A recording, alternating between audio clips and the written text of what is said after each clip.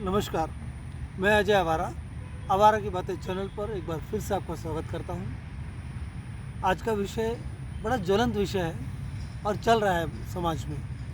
जी हाँ, आपने सही समझा, मैं भाषा पर बात करने वाला हूं। अब सवाल ये उठता है कि भाषा पर तो इतना वाद विवाद हो रहा है, इतना विचार व्यक्त किए जा रहे हैं, इतनी चर्चाएँ हो रही हैं। जब इतनी चर्चाएँ हो रही हैं तो हमें भी भाषा पर बात करने की क्या आवश्यकता है। अगर कोई नया दृष्टिकोण दे सके तब तो इस विषय पर दोबारा बात करने का फ़ायदा है। अगर वही चर्चा करनी है जो सब चैनल पर चल रही है, सब लोगों में चल रही है, तो क्या लाभ। मेरे विचार से हम थोड़ा अलग हट के बात करने वाले हैं। लोग इस बात पर बहस कर रहे हैं कि हिंदी भाषा बोली जाए या क्षेत्रीय भाषा बोली जाए। क्षेत्रीय भाषाओं और हिंदी का संघर्ष जग जाहिर है, एक प्रदेश में नहीं कई प्रदेशों में है और अब तो ये फैलता जा रहा है। मैं यहाँ आज भाषा पर संघर्ष की बात नहीं कर रहा हूँ। मैं बात कर रहा हूँ कि आखिर भाषा में संघर्ष क्यों है और भाषाएं क्यों चाहिए, भाषाओं का अस्तित्व औचित्य क्या है। आप कहेंगे अस्तित्व औचित्य क्या है, तो भाई सीधी बात करने की बात है, हम भाषा में बात करते हैं। जी हाँ, यही बात है। भाषा आखिर हम इस्तेमाल क्यों करते हैं, भाषा की आवश्यकता क्या है और भाषा की पहचान क्या है और भाषा किस ओर इंगित करती है। ये सवाल कुछ चंद सवाल हैं जिन पर हम आज बात करना चाहेंगे। सामान्य रूप से हम बात करते हैं तो भाषाएं बातचीत का एक माध्यम है, सूचनाओं के आदान प्रदान का माध्यम है, वार्तालाप का माध्यम है। अब हर क्षेत्र की अपनी भाषा है। अब भगवान ने क्या करा, जानवरों को तो सबको एक भाषा दे दी है, चाहे वो किसी भी प्रदेश में, धरती का किसी भी हिस्से में हो, लेकिन इंसान को भाषा नहीं दी है। इंसान ने अपनी भाषा खुद विकसित की है। अब चूंकि अलग अलग जगह अलग अलग भाषाएं विकसित हुई हैं तो भाषाओं में भिन्नता भी है। ये ईश्वरीय देन नहीं है, हमारी अपनी उत्पत्ति है। और ये बात हर कोई जानता है, जितनी ईश्वरीय देन है उसमें कोई भेदभाव नहीं है, कोई मतभेद नहीं है। जो इंसान की उत्पत्ति है उसी में भेद है, धर्म पर, जाति पर, क्षेत्र पर और भाषा पर।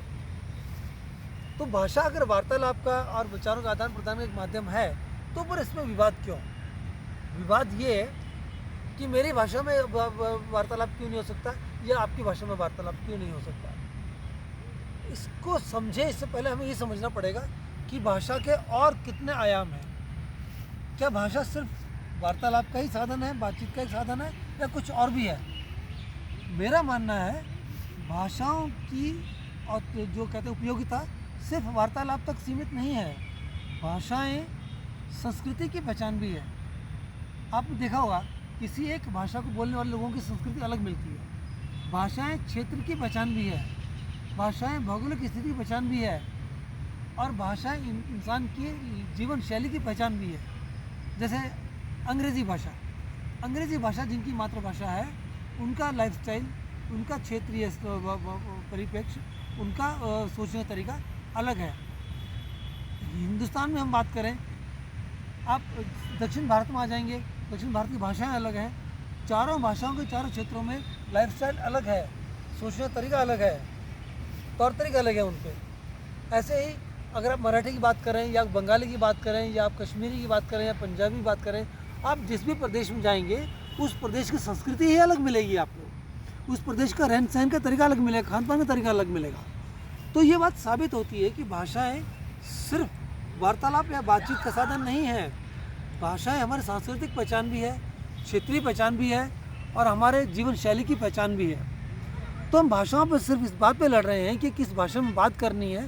तो क्या ये उचित बनता है कि आप मेरी भाषा में बात करो, आप यहाँ रहते हो तो मेरी भाषा क्यों नहीं सीखते। जब अगर भाषा संस्कृति की पहचान है तो जैसे उदाहरण के तौर पर लीजिए, अगर मैं पंजाब चले जाता हूँ तो पंजाब जाके मैं क्या करता हूँ, भाई भाषा मेरे को भाषा आती ही नहीं आती है तो मैं वहाँ की संस्कृति को जाने अनजाने रूप में अपना लेता हूँ। कैसे, उदाहरण के तौर पर लीजिए, कोई गुजराती है, वो गुजराती ढोकला खाता है नाश्ते में, लेकिन जब वो पंजाब जाता है तो क्या करता है, पंजाब का नाश्ते का डिश क्या है, आलू पराठा। आपने देखा होगा, चाहे पंजाबी हो, चाहे बंगाली हो, चाहे वो राजस्थानी हो या फिर कहते हैं दक्षिण भारत से आया हो, आलू पराठा खाते हैं। तो ये बात साबित हो जाती है कि जब हम किसी क्षेत्र में जाते हैं तो हम उसकी संस्कृति को स्वीकार कर लेते हैं। अगर आप पंजाब में रहेंगे, ज़्यादा आप नाश्ते में आलू पराठा खाएंगे, दिन में राजमा चावल खाएंगे या फिर और रोटी खाएंगे, कम होगा कि आप अपने क्षेत्रीय व्यंजन खाएंगे। अगर आप हफ्ते में बात करेंगे, एक दिन क्षेत्रीय व्यंजन खाएंगे अपने क्षेत्र के और बाकी 5 दिन वहीं के व्यंजन खाएंगे। तो इस तरह से आप अगर वहाँ रहते हैं तो उसकी संस्कृति को स्वीकार कर लेते हैं। अगर आप राजस्थान चले जाते हैं तो आप जाने अनजाने वहीं की लोकल खाना जो है ज़्यादा खाते हैं आप अगर बंगाल चले जाते हैं तो आम रहन सहन में, आम तौर तरीके में आप उनकी तरह से रहने लगते हैं। तो मेरा कहने का मतलब ये है, आप जब भी किसी भी क्षेत्र में जाते हैं तो उसकी संस्कृति को आप जाने अनजाने स्वीकार कर लेते हैं। आप विरोध नहीं करते हैं, आप नहीं कहते कि ये संस्कृति मेरी नहीं है, मैं नहीं जाऊँगा। अगर आप मद्रास चले गए तो वहाँ आप ये नहीं कहते मैं इडली नहीं खाऊँगा क्योंकि मेरी नहीं है। आप खाते हैं, बड़े शौक से खाते हैं। और जिस तरह वहाँ के लोगों का पहनावा है, जिस तरह वहाँ के लोगों का रहन सहन है, आप उनके जैसे ही व्यवहार करने लगते हैं। आपने देखा होगा 90% कुछ उपवाद छोड़ दें तो 95% या 99% तक लोग उस संस्कृति के हिसाब से जीना शुरू कर देते हैं। जब हम किसी क्षेत्र में जाके उसकी संस्कृति के हिसाब से जीना शुरू कर देते हैं, उसके खान पान को अपना लेते हैं, उसके तौर तरीके को अपना लेते हैं, तो भाषा क्यों नहीं अपनाई जाती? सवाल ये होता है। इसका सीधा आंसर है, संस्कृति को अपनाना बहुत आसान है, खान पान को अपनाना बहुत आसान है, उनके तौर तरीके को अपनाना बहुत आसान है क्योंकि हम देखते हैं और अनुसरण करने लग जाते हैं। लेकिन भाषा में सिर्फ अनुसरण से भाषा नहीं आ जाती है, हमें उसके लिए एक पूरा व्याकरण सीखना पड़ता है, पूरी पद्धति सीखनी पड़ती है, जो इतनी आसान नहीं होती है। हम इस बात को तो महत्व दे रहे हैं कि ये इंसान इस क्षेत्र में इतने साल से रह रहा है फिर भी इसने भाषा नहीं सीखी, ये सवाल आप उठा रहे हैं। लेकिन हम ये भूल जाते हैं कि उस इंसान ने तो आते ही हमारी संस्कृति स्वीकार कर ली। अब जिस इंसान ने हमारी संस्कृति स्वीकार कर ली, हमारा खान पान स्वीकार कर लिया, हमारे तौर तरीके स्वीकार कर लिए, चूँकि वो आसान थे, तो वो इंसान आपसे नफरत नहीं करता है। इंसान ने आपसे तटस्थता नहीं बनाई है, उस इंसान ने आपसे दूरी नहीं बनाई है, उसे सब कुछ तो स्वीकार कर लिया है। अब चूँकि भाषा एक टेक्निकल इशू है जिसमें सीखना पड़ता है और ज़रूरी नहीं हर कोई हर चीज़ सीख पाए। फॉलो करना आसान है लेकिन सीखना मुश्किल है। फॉलो तो आप कर सकते हो। अगर उस इंसान के बीच में मन में भेद होता आपकी संस्कृति के लिए, भाषा के लिए, तो आपके तौर तरीके सीखता ही नहीं, उसको अपनाता ही नहीं, लेकिन वो अपना लेता है। भाषा इसलिए नहीं अपना पाता है क्योंकि तकनीकी विषय आ जाते हैं, ज्ञान आ जाता है जो हर आदमी सीख नहीं पाता और जाने अनजाने सिखाने वाला मिलता भी नहीं है। हाँ, कुछ लोग तीव्र बुद्धि के होते हैं, वो शब्द पकड़ लेते हैं और जोड़ तोड़ के बोलना शुरू कर देते हैं। लेकिन क्या हर इंसान ऐसा होता है? हर इंसान ऐसा नहीं होता है। अब चूँकि हर इंसान ऐसा नहीं होता है तो भाषा जल्दी सीख नहीं पाता है, कोई सीख लेता है, कोई नहीं सीख पाता है, भले कितने भी साल हो जाए। तो उस स्थिति में सिर्फ इस बात पर, क्योंकि उसकी बुद्धि इतनी तीव्र नहीं है कि वो उस भाषा के तकनीकी पहलुओं को एब्जॉर्ब कर सके, हम उससे नफरत करने लगें या उससे भेदभाव करने लगें या उसको हम गलत मानने लगें, ये मेरे राय में सही नहीं है। क्योंकि अगर उसने आपका त्याग किया होता तो आपकी संस्कृति, आपके खान पान, आपके तौर तरीके को नहीं अपनाता।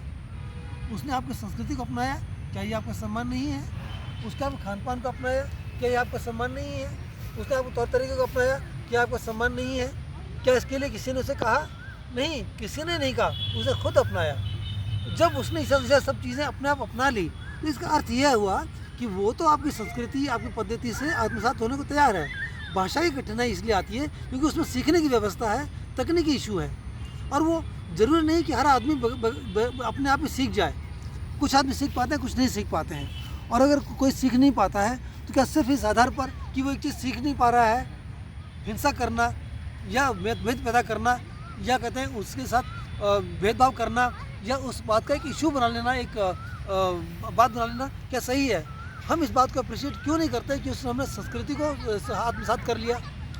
जब वो हमारी संस्कृति आत्मसात कर रहा है तो सिर्फ भाषा, क्योंकि वो हर एक के बस का नहीं है सीखना, इस बात पर हम उससे भेद करें, लड़ाई करें, मार पिटाई करें, या कहते हैं एक इस बात को एक विषय को हवा दें, मेरे राय में ये गलत होगा। क्योंकि इसकी कुछ तकनीकी बाधाएं हैं जो हर आदमी नहीं सुलझा पाता। क्या हम इस टेक्निकल क्वेश्चन को समझ पाएंगे कि हर आदमी हर भाषा क्यों नहीं बोल पाता और रहने के बावजूद किसी भी इंसान में आपसे दूर रखने की इच्छा नहीं है? हर कोई आपसे आत्मसमात साथ होना चाहता है और कोशिश भी करता है, होता भी है। कुछ विषयों पर अगर नहीं हो पाता तो क्या हम ये मान लें कि वो आदमी हमसे घुल मिल नहीं गया? जब वो हर चीज़ में घुल मिल गया है, हर चीज़ में हमारे जैसा हो गया है, तो सिर्फ एक तकनीकी इशू पर जो सबके लिए आसान नहीं है, हम इस भेद को चौड़ा करें और हमारे देश को हमारे देश की खाई को और गहरा करके दिखाएं, क्या सही होगा? आप खुद सोच के देखिए, क्या आप और अगर आपको हर 3-4 साल में एक नए नए क्षेत्र में जाना हो तो आप इस स्थिति से कैसे निपटेंगे? आपके लिए भी एक समस्या हो जाएगी। जैसे आपके लिए समस्या होती है, हर एक के लिए समस्या होती है।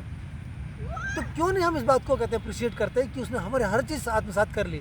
अगर हर चीज़ आत्मसात कर ली और एक नहीं कर पा रहा है क्योंकि उसमें तकनीकी इशू है, ज्ञान लेना पड़ता है, सीखना पड़ता है, तो हम इस बात को अलग से क्यों नहीं रख देते, इस बात को अलग से, और उसकी और बातों को अप्रिशिएट क्यों नहीं करते हैं? आइए हम कोशिश करें कि उसने हमारी सारी चीज़ें पहचान आत्मसात की हैं, तो एक चीज़ का हम उसको छूट भी दे दें या फिर उसको हम अप्रिशिएट करें आगे बढ़ाने के लिए। हम वो नहीं करते हैं, हम सिर्फ दादागिरी पर आ जाते हैं, मारपिटाई पर आ जाते हैं, भेदभाव आ जाते हैं। तो क्या इंसान ने हमें भेद ही सिखाया है? तो क्या भाषा भेद के लिए बनी है? क्या संस्कृति का आत्मसात करना भेद खत्म करना नहीं है? ये सवाल मैं आपके लिए छोड़े जा रहा हूँ। आप जवाब दीजिए, विचार कीजिए, सोचिए और मुझे भी अपने विचारों से अवगत कराइए। इससे पहले कि मैं साइन आउट करूँ, आपसे अनुरोध है कि आप मेरे चैनल को सब्सक्राइब कीजिए, लाइक ज़रूर कीजिएगा और शेयर ज़रूर कीजिएगा, जिससे कि हम ज़्यादा से ज़्यादा लोगों तक पहुँच सकें। अगले एपिसोड में फिर किसी नए विषय पर हम बात करेंगे। तब तक के लिए आपसे मैं विदा चाहता हूँ। नमस्कार।